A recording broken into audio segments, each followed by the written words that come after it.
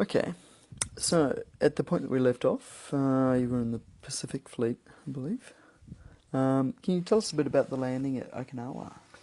We didn't really see anything about the landing. When you're covering a carrier force like that, you keep well out of it. We had the same frustration rather later in the Korean War where a landing was going on, and because you were covering a carrier, you didn't really see the landing. So we just know that the Okinawa thing was going on. There were kamikaze attacks around our fleet and the American fleet, and we really hardly knew what was going on. And the same with, it would have been the same for us probably at the main landings on Japan if they had occurred, because a destroyer, although they used them at Normandy as beach trenches, as I mentioned, I don't think there was a, the Yanks might have used it. I don't know the details really of the Okinawa landings.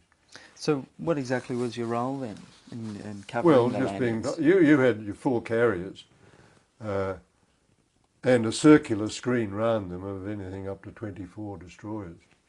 And your job was to help protect the carriers against air and submarines. We didn't seem to strike any submarines in that particular battle, or that phase of the campaign. But that's what your screening destroyers are mainly there to do, to help protect the carriers. The carriers are your offensive weapon. You become a defensive weapon, really, to look after them. So you were fighting off aircraft attacks? Not as much as one could pretend. No, there weren't that many. And the ones that were coming in were tending to be kamikazes, so they came through. But we didn't get attacked. I don't think we fired our anti-aircraft guns at all in that time. We were having a quiet time, really, but you never knew quite what was going to happen next. Tell us about the kamikazes and just describe them for us for someone. Well, they're just an ordinary aeroplane. The very first one, my old ship, the Australia, I've heard them describe it many times because I'm the patron of the Australia Association now, and they rather sneer at me. I wasn't on board the Australia during the kamikaze times, but she at the landings at Leyte Gulf and Lingayen Gulf. At Leyte, she was the first ship really on our side, Americans included, to be hit with a kamikaze. You know, I think that was a mistake. The aircraft came in, it ran down past the Shropshire, her sister ship that had replaced the Canberra, sort of sailed past the Shoppy and turned away, and then suddenly came back and almost by accident came up the side of Australia and hit her bridge. It didn't seem as if they were deliberately trying to hit. Perhaps they'd realised he was being shot down, and perhaps he said, right, for the Emperor, I will. And that was the one that did the most damage, really. It killed the captain and the navigator and most of the bridge crew. Collins was the commodore commanding the squadron, and he was badly wounded. And that was only the first one at Leyte. Later at Lingayen, 3 months later, they were hit by 5 kamikazes, and they were deliberate. They were coming in, aiming at you straight from the moment, and they were loaded with special bombs so that they would go off. And in fact, they didn't do as much damage in those 5 attacks. Some of them hit the side of the ship, for instance. They couldn't keep up enough because they were being blown out of the sky as they came in. So all that, you know, I've heard about, but I haven't really seen except in the distance. One landed on one of the American ships near us at one stage, but it was quite a long way away. It was just the fear that if you saw an aeroplane by then, you knew that it was probably not going to drop a bomb on you, it was going to come in and hit you. So when you say you saw one off in the distance, that was at Okinawa? It was, yes, it was, I think. Or Sakashima was another place that we did a smaller landing at. It was around about that time, yes. But I can't really give you eyewitness accounts of, you know, plummeting into the decks of aircraft carriers and things I've seen on movies, never quite actually seen. British stood up to it better when they were hit. I don't think I did see that one. Memory's difficult. They had an armoured deck, whereas the Americans just had a deck. And of course anything like a kamikaze would go straight through the deck into the hangar below, full of petrol-laden aeroplanes, and the whole thing would go up. Whereas the British carriers, because they had an armoured deck, they'd bounce off a bit. Was there a discussion about the procedure if a kamikaze should hit and take out the captain and the leaders Well, of the ship? that applied to anything, you know, if it's a bomb or whatever. You always had your second in command at the other end of the ship. Usually the bigger ships, and even the destroyers, had a after conning position, and the action station for the second in command was usually down there, certainly in a bigger ship. The commander would be down there, the captain would be on the bridge. And that's what happened with the Australia, unquestionably, you know, bridge out, take over down aft. But you lose a lot of control straight away because so much is round that central forward bridge area. The directors are above it. The director was up in flames. The chap in it was killed, one of my term mates. So from then on, any gunnery would be local control only. They wouldn't be run by the director. But any ship has damage control practice and hopes, but it can be put out of action very quickly by the right bomb in the right place or the right kamikaze in the right place. All right then. So, what was the next thing that happened for you after Okinawa? Well, we continued doing the same things. I think we might have had a quick run back to Manus and up again and rejoined the fleet. And we were then attacking Japan. When I say we, the fleet was, we weren't. I think one of our destroyers did somehow get close, Quiberon, one of our semi-sister ships, a Q class, did get in close enough to Japan to fire a few rounds. I don't think they were meant to, but they've always claimed that they were the only ones who fired at Japan itself. But mainly we were again covering the aircraft carriers as they did their attacks. And one particular evening, things were fairly quiet. We'd been not within sight of Japan, but close in, you know, probably 20, 30 miles, something like that, while they'd been doing their attacks. And the doctor came down. I was sitting in my cabin. Things were quiet. It was just on sunset. He came down and said, "Dacre, come up and look at the sunset." And I thought it was a bit peculiar that one of my fellow officers should invite me to look at the sunset. Very romantic and all that, but not quite my cup of tea. So at any rate, I said, right, I'll come up. And it was an amazing sight because the sunset, if you think of it, depends on clouds. If it's a cloudless sky, all you get is an orange sky and the sun disappears. But if you've got clouds, you get all these interesting pink lights and orange and yellow lights reflecting off the clouds, don't you? And yet this was a night when there were no clouds in the sky, and yet you were getting a magnificent, almost aurora borealis or aurora australis effect in the sky as the daylight died. And we looked at it for some time and couldn't work out why it was like that. And I went below and we thought about it, and I wrote a poem next morning. And the poem, can I quote the poem to you? Certainly. The blood-red sun sank in a scarlet sky mid folds of multicoloured tapestry. No cloud was there to see the daylight die, nor see the heaven's crimson majesty. No cloud, I say, but yet the sun did light on towering columns, all unreal yet huge, which waved and shuddered in grotesque delight. Far out beyond our silent sliding ships, the realm of Nippon lay beyond our sight to westward, where the rollers' crimson tips reflected back the sun's satanic light. A mighty carrier's hull, all black and vast, obscured the scene with sharp-edged silhouette, and in that fleeting moment ere she passed, the sun in stately silence sank and set. With startling speed the heaven's colours died, a sombre blue enveloped sea and sky, and darkness rushed from every side to hide, or try to hide, for memories do not die. We did not understand that sunset glare. Tomorrow's dawn brought us the knowledge first. The mystic sight we saw had come from where the atom bomb on Hiroshima burst. So that was the end of the war, really. 2 days later or 3 days later, the war ended, and that was the end of my World War II. Magnificent. We do so enjoy it when people have poems. It's great. So, apart from your poetic answer, tell me how you heard about the actual atom bomb. Uh, you Oh, saw it. there were signals the next day, I imagine. Um, well, there were news reports, which we would have got. We were listening in on radio reports or radio news reports. We knew next day that it had happened, and we suddenly twigged. That's what we saw from a distance. Um, So, what was your reaction?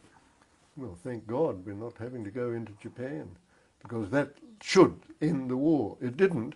They had to drop another one a few days later on Nagasaki. But, you know, we felt something's surely going to come of this if it's as big as they say, and as big as what we've seen from hundreds of miles away, or 100 miles away, whatever it was. At any rate, finally the signal came through, and we spent the next little while sort of sorting ourselves out. We didn't quite believe it, and we suspected there'd be kamikazes still throwing themselves at us, but that never happened as far as we were concerned. And we gradually, we were back to Manus, which was our forward base, and finally sailed back to Sydney. Our new captain had taken over, and he said, "We will make this ship look like a peacetime ship by the time we get to Sydney."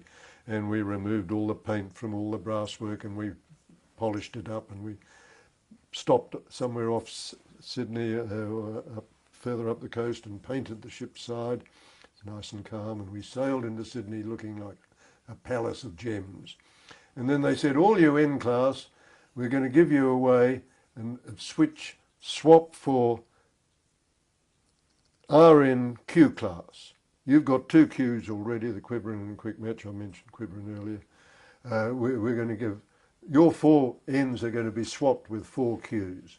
And we were swapped a few weeks later with the Queenborough, which was an absolute mess. It had blown up a boiler, it was covered with rust, and I, as the second in command, had to almost stop a mutiny because my sailors went on board.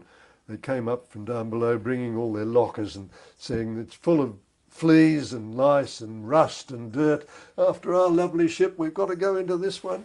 But we did it, and we gradually got her back to normal too. And the M's were sailed back only because their peacetime future, somebody had decided they had a much shorter range than the Qs. And this had proved to us during the war, because we'd always had to fuel a bit sooner than the other ships had.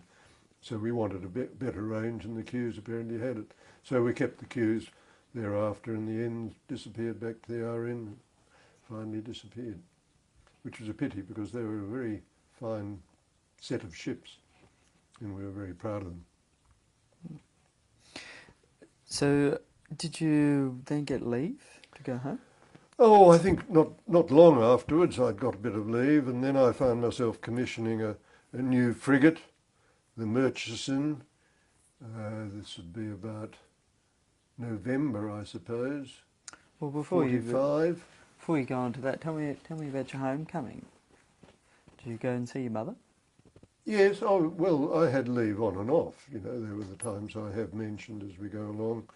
And they've always said, you know, pray for leave for the good of the service as much and as oft as can be.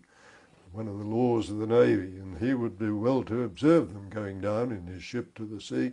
And we got a lot of leave, really very well. We were never away for more than, I suppose a year at the most, 6 months perhaps. Whereas the poor old soldiers, again, they'd sometimes be away for 3 years or something. And certainly the fact that peace had broken out was probably a great relief. And that's when we would have had all sorts of discussions. My brother had got back by then. He was in the diplomatic service. I think we did have Christmas 45 at home, and I think, no, my sister hadn't yet got back from England with her new Royal Air Force husband. But, you know, it was the time we would have discussed things, and I would have said, no, I think I'll stay in the Navy. There's bound to be another war soon, and we need to have a Navy to protect our country, and I quite enjoy it. And I've survived one war, you never know. And my brother was in the diplomatic service, and that was probably, when my mother first decided, well, will sell the farm and she'll retire down to Portland, which she did in due course. Must have been a fairly emotional time for you, though, with your father having died while you were away. And it's been the first time you were all reunited. Yes, well, I don't think we were all reunited for another year, probably. 47, I think, before my sister came out. Yes, you talk of emotional times. I don't remember being, my father had died. That was an emotional time, but I was too busy fighting a war. So that was back in 41, and so here we are in 45, 4 years later. I missed both his funeral and my mother's funeral when she died in 1960. I was over in Scotland running a naval air station, so each time I wasn't there for my own parents' funeral, which I suppose was handy in a way. Saved that emotion that you talk of. Well, it sounds like peace didn't have a huge impact on you. Well, we were still just as busy. I mean, we commissioned the Murchison. We went north immediately. We were going all around the islands, the Halmaheras and the Celebes. We were picking up Japanese prisoners of war and putting them in a cage on deck, taking them back for war trials at Manus. We were picking up war graves. Well, they weren't graves, they were the remains of our people who were sort of put 4 or 5 into a coffin and putting them on the quarterdeck, smelling to high heaven, and generally going around doing the first sort of surveillance of what had been part of the war, and we were sort of sorting it out. And short of not actually being shot, you were still just as busy doing all sorts of things like that. Tell us a little bit about the Japanese POWs and how they were treated and what the process was. We had a vegetable locker on the upper deck, which was a cage, really. So we emptied the vegetables out. We'd probably eaten most of them anyhow, and we made that their cage. And we put about a dozen of them at a time, probably each time we went round we'd pick up a dozen. They, poor kids, were sort of small, diminutive, wizened, half-starved. We didn't know if they were real criminals or just people who'd been left behind. Certain amount of sympathy for them, I think. The odd sailor going past would sort of swear at them or stick them with a stick or something, but in general I think we felt pretty sorry for them, not knowing. Some of them might have finished up being shot as war criminals, others probably were sent home as just prisoners who'd survived the war. There was an immediate feeling after the war, I think, that, the war's over. Up in Japan, when we were in there quite a lot for the next few years, you had a sort of sympathy. You didn't like them very much, naturally, because they'd been your enemy.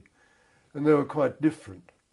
I remember in one ship we were alongside in Curie, and one of our Bofors guns was due to be offloaded and taken up for some sort of repairs to the dockyard we were using, the Japanese dockyard. And they hoisted this up and swung it out with a crane, and then it slipped out of its wire slings and fell onto the wharf, onto one of the Japanese labourers, and broke his leg very messily, and there's blood spurting and bones showing. And all his mates stood round and roared with laughter. Look at old Bill, have you ever seen anything so funny? We thought, really, these are the people we've been fighting. And yet, a couple of days later, I was doing some re-rigging on the upper deck of the lower boom, and I was saying to my chief boatswain's mate, I think it might be better if we put the boat rope outboard of the Jacob's ladder and the 2 lizards inboard. And he was saying, yes, sir, but perhaps one lizard out and one in, all terribly seamanship sort of stuff. And a little voice behind me said, if I were you, I'd put both the lizards outboard and the boat rope inboard of the Jacob's ladder. And here was a little Japanese, said, I'm sorry, sir, I shouldn't be interfering. Perfect English. And I said, well, I think you're probably right. What do you know about it? And he said, I was the first lieutenant of the destroyer so-and-so up until the other day. Now I'm part of your working party. And he spoke perfect English. He'd been trained in England before the war. And so, you know, you had a mixture of... But these were all the people we'd been fighting, and you had to get to terms with the fact that they were now not friends, but, you know, they're no longer enemies. They're a subjugated race sort of thing. Well, how were they treated, for instance? You mentioned they were in the vegetable locker. Did that give them cover from the sun? Oh, it had a lid on it, yes. It was only uh, cage, you know, cyclone netting down the side. It was probably quite comfortable. And it was easy for us to shut the lock and put a padlock on it. So it was ready-made, really. I don't think anyone had thought of that in advance, but if you had to have prisoners on board, and I'm sure we could have left them out in the open. I don't think they were cowed so much, shall we say, that they wouldn't have wanted to escape or jump over the side. But that was where we happened to put them. And did they get fed and Oh, watered? yes, we gave them the same food as the sailors, such as it was. One trip we did around a place called Ternate, and there was a person called the Sultan of Ternate, an Indonesian, magnificent little fellow, and we went into his wharf and we called on him, and he said, I would like to do a trip round my islands, which I haven't seen during the war. And we said, well, that's what we're here to do, to go around and see what's going on, and that's where we were picking up dead bodies and prisoners and so forth. So we did this cruise with him, and he became quite a firm friend. He spoke good English, and we got along well with him. And when we got back, we said, right, well, thank you very much, we're off. He said, no, please wait, I want to give a party in my palace. So we said, right. So a very handsome palace up the hill, walking distance from the ship. And so we left a small duty watch on board, and most of the officers and a lot of the sailors went up. And we had a wonderful party there. All his harem were there, and all his hangers-on and beautiful girls here and there. And we took a lot of... The local wine was a thing called chopticas, which our navigator nicknamed Top Secret because it sounded like Top Secret, chopticas. And the navigator had a couple of bottles of gin which he poured into this big thing of wine, so it was quite a good drink we were drinking. At one stage, our captain was approached by a tall, beautiful Dutch lady, married to a tall, handsome Indonesian major. And she said, Captain, we have been discussing things, my husband and I, and we do not want to bring a half-caste child into the post-war world. So we think, would you oblige me by giving me a white child? And the captain said, oh, I'm a first lieutenant, and sent for me, and I came over, and he said, Mrs. So-and-so wants to speak to you. So we went in the corner, and she put the same delightful proposition to me. And I thought, well, gunnery officer, so I sent for the gunnery officer. I never found out how far down the line it went. But come sort of 2 a.m, we finally decided we better sail. And we went down on the wharf. And my job as first lieutenant was to make sure that when the captain was ready to go, all the lines were let go. And I said, let go the head rope, let go the stern rope, let go the forward back spring. And I forgot to say, let go the after forespring, which meant that the wire that was sort of leading frontwards from the back end was still there, and we slipped, and we thought we'd slipped, and off we went at half speed. And this wire gradually drooped in the water and then finally came up taut after we'd gone a whole ship's length, and by that time we were probably doing about 10 knots. And to our horror, too late, I realised I'd forgotten to take it off the bollard ashore, and we pulled the bollard right out of the wharf, and the Sultan and all his harem were on the corner of the wharf waving goodbye to us, and the last thing we saw was the wharf disappearing into the water as we sailed into the night. And we thought, well, we'll just keep going. I never did find out if there were any casualties. But we were having fun by then, you see. The war was over. That was a lovely evening. And we were probably all a bit worse for wear, which we should never have been, of course, if we were sailing. But things were a bit different in those days. Yeah, very good. Now, I'd like to just go back a bit and ask you a little bit about the Battle of the Coral Sea. And you mentioned that the Allies knew a fair bit about what the Japanese were planning. What sort of information were you getting? What was actually passed on to you? I, of course, didn't know anything. I was only the lowest form of marine life as a midshipman. But the Navy were being told by the Central Intelligence team here in Melbourne that there was a gathering of Japanese forces which were heading south from Rabaul. I don't think they'd seen them. I think they'd only intercepted wireless messages, which had been decoded because Freddie Nave, a chap who died a few years ago, had broken the Japanese code.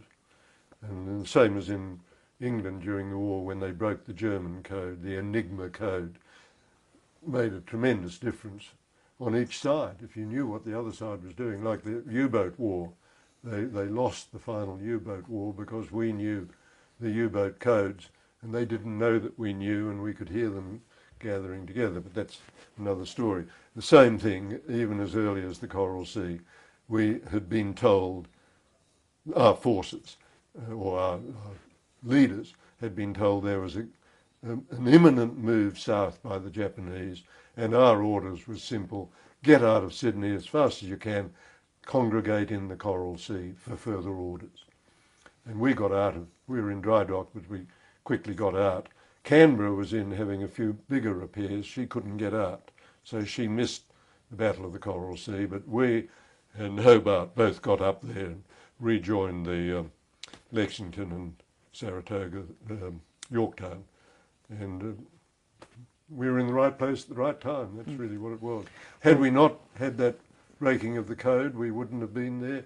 The Yanks probably would have still been halfway back towards Pearl Harbor to replenish, and they would have got through the Jomard Passage, and they would have got Port Moresby, and who knows what thereafter. Hmm. Well, we went through it a little quickly before. Could you take us through exactly what your ship was doing, step by step, and what was involved? For the Coral Sea. The Coral Sea. Well, the first day we were all together with the carriers. Again, we knew that the movement had started. We knew that we had about a day's grace. We all refueled from the American tanker. We'd learnt, the British hadn't at that stage really learnt how to fuel at sea. The Yanks had it down to a fine art, and we quickly learnt it. The very first time we tried the British method, where we would steam alongside, keeping about 30 yards, no, 20 yards out from the tanker, and we would actually put a hawser across and allow ourselves to be towed by the tanker, although we'd be towing alongside, and then the hoses would go across. We rapidly realised that the towing line was quite unnecessary and only confused things. If it came taut, it would drag you in. So all we were doing were keeping station very carefully. The job of the officer watch would always be up 2 turns, down 2 turns, steer 1 degree out, up 2 turns, and gradually getting it settled, and finally you only had to move every little while. But we all fueled from the Neosho, which was the name of the big Yank tanker. It took all day to do the whole force. And then she was sent south out of harm's way, in theory, with one destroyer to take her safely back down to the Espiritu Santo or somewhere. The Sims was the destroyer. When 2 days later the main battle started, the Japs came over. They missed the main fleet of Lexington and Yorktown, kept going, suddenly came across the poor old Neosho, who was allegedly out of harm's way down there, thought they'd come across the carrier force, misreported her, in fact, as a carrier with a cruiser. In fact, she was a big tanker and a destroyer, sank them both. And they were the first losses of the Coral Sea. Neosho did float for about 12 hours, I think, but finally went down. Sims was blown out of the water. So that was bad luck, if ever there was, for the poor old tanker who was sort of going out of harm's way and went right into it.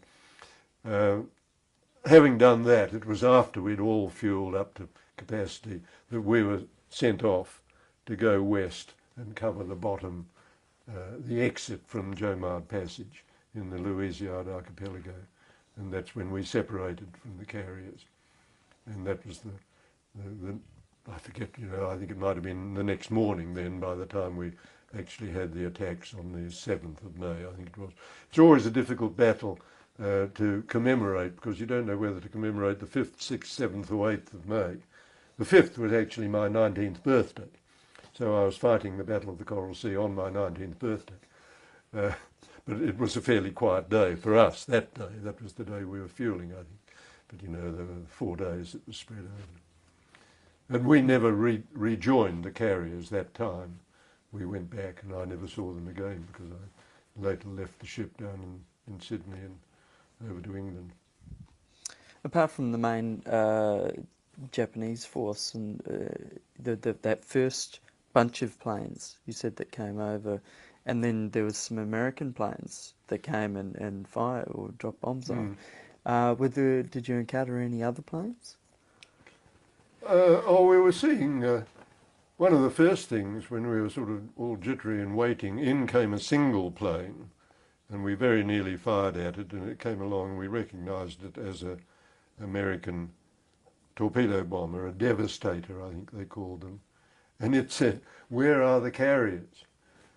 And we said, more or less, we don't know. I think that's what we said, but I think they're somewhere to the east. And off he went. And in fact, as he went off, 2 minutes later, in came the Japanese torpedo bombers at about the same level, down almost on the water. And there was a theory going round at the time that he wasn't a genuine American plane. He was a Japanese who had come in to sort of... one theory was that you had the recognition signals, and if you flashed a Q at the aeroplane and he flashed back a J, those were the signals for the day and you knew he was friendly. And these were put up on large blackboards on the side of the back of the bridge, so that all the ship's gunners could see them, so that if they saw a plane coming in flashing J or M or whatever the signal was for the day, oh, it's one of ours. And the theory, wasn't really a theory, the supposition was that perhaps it had been a Jap who'd come in and had actually seen, yes, the answer is J for today, and he'd gone off, because as they came in they were flashing something at us. Now, whether they were I think they were probably just pretending to give a friendly signal, which probably did delay our firing for a little while. So they were all the sort of stories that were going around the ship, how much was true and how much was not. But I think it was a genuine American Devastator. I don't think it ever found its carrier, and I think it ditched, so we were never able to find out the true story. But there were aeroplanes like that. There was a long-range flying boat flying right round us. One day, I can't remember which day now, obviously reporting us back to headquarters or the fleet. And that was a Japanese Mavis, I think they called them. They all had their nicknames. The Zero was the Zeke, the Mavis was the thing. The Betty was the torpedo bomber that came in and tried to torpedo us. So there were planes around, but mainly once we'd left the main force, we didn't see what we'd seen many times and did in the future. They sent 98 planes off from the two ships. 98 aeroplanes from 2 aircraft carriers. They fitted them into those American carriers. The British carriers only carried about 20 or 30, but they were sending 50 from the carrier and still keeping their own cap overhead, the sort of defensive fighters for their own. They were big. Okay. When the first group attacked, how did you defend yourselves? How much were you firing? Well, the 8-inch, which normally you think of as a surface ship gun, we were firing. You don't fire you fire towards the plane, but you wait until the plane is at 2,000 yards, and you fire your shell with a fuse set to go off at 1,500 yards. So it bursts in the air just in front of the plane, and the plane flies into it. And we got a couple like that. And that was partly what, I wasn't seeing it, of course, I was down below, but I was sort of making sure that all the settings were correct, and if the plane was coming direct towards you, there was no side setting. If it was crossing, you would say, 40 knots, 140 knots, depending on how the angle and the inclination and all that. But that was how you use that. The 8-inch also could, not normal for such a big gun, it could go right up to about 75 degrees. So we did also fire them at the high-level bombers. But you had to stop when they got to a certain position. Once they were overhead, you couldn't get right up. But the 4-inch guns and the pom-poms and the Bofors, they could all go right up and they could follow a plane right over. So we were using everything we had to the best that it could be used. And the 8-inch actually were quite effective. I didn't see the result, but I was assured that we had shot down 2 torpedo bombers, and I don't know whether we really claimed a high level. I don't think we did. But that was the sort of goings on. Well, there was a few torpedoes fired, and as you were downstairs, you would have been right in the firing line. Did that occur to you? Oh, it did. As I say, I swear to this day that I heard it going past the ship. I don't think I could have really, but it makes a good story. They were very close, obviously. We combed the tracks, that's what they call it. And if the tracks are coming in like that, you've got to turn completely to them and make sure that they go down both sides of the ship. If you stay side on, you'll get hit. And so did you have a lot of confidence in your captain? We hated his guts, but we would have gone anywhere with him. He was a chap called Fearless Frank Farncombe. I always thought he was terribly rude. I remember when I first went on board, well, no, he took over a few months after I'd first joined, and he used to, every morning in harbour, he would be out tramping up and down the quarterdeck in his rubber sea boots. And I used to look at him and I say, how could they let somebody as old as that come to sea in wartime? He must be 60 or 70. He was 40. But, to us, a 17-year-old, he looked so old. And he was a rude, brusque person, but he'd been at sea the whole war. He finished the whole war, never having stepped ashore, really, in various ships and commands. And he was a fighting captain. As I say, the whole ship's company disliked him because he was rude and he'd push you out of it. If you were coming down the ladder and he was coming up, you were sort of thrown off the ladder. But we'd have gone anywhere with him because he knew his job. And he certainly, with that particular day, he saved the ship by just throwing it around in the right direction at the right time. Apparently, it's all hearsay what he was actually doing. But any time I was on the bridge with him, at other times, I knew he knew his job very well. He was one of the first 2 to get to the top. Collins was the other. Collins we looked on as a Woman's Weekly admiral. He loved he's rather like our present Prime Minister, I think. He loved getting his photo in the papers. And he had done a very good job in the Mediterranean, in the Sydney, sinking the Bartolomeo Caglione. But he wasn't the fighting admiral in our general naval view that Farncombe was. But Collins finished up at running the Navy after the war, and Farncombe became virtually an alcoholic, left the Navy, became a barrister. He'd proved his ability like that just before the Coral Sea. We'd had an interesting murder on board. Do you want to hear about that? I would. I'll just check how we're going for...